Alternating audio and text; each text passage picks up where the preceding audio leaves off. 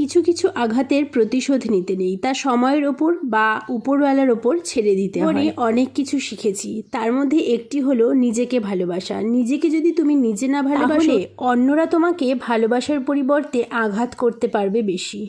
আর তুমি যদি নিজেকে ভালোবাসতে শেখো, নিজেকে প্রোটেক্ট করতে শেখো, তাহলে কারোর সাধ্য হবে না তোমাকে অপমান করার, তোমাকে আঘাত করার। আমি সবসময় এটাই মেনে চলি বা এটাই মনে করি যে আমার মা বাবা অনেক কষ্ট করে আমাকে জন্ম দিয়েছে, আমাকে পড়ালেখা শিখিয়েছে, আমাকে মানুষ করেছে। এখানে বাইরের কিছু লোকের দেওয়া আঘাত নিয়ে সারা জীবনটা একদমই নষ্ট করা চলে না। তোমাকে যারা সত্যি ভালোবাসবে তারা কখনো তোমাকে আঘাত দিয়ে কথা বলবে না। তাই যারা সবসময় তোমাকে ছোট করে কথা বলে, তোমাকে আঘাত দিয়ে কথা বলে, তাদের থেকে নিজেকে একদম দূরে করে নাও। নিজেকে ভালোবাসো, নিজেকে সম্মান করো। যারা তোমাকে সত্যিকারের ভালোবাসে তাদের পেছনে সময় নষ্ট করো। সবাই ভালো থেকো, সুস্থ থেকো, টাটা।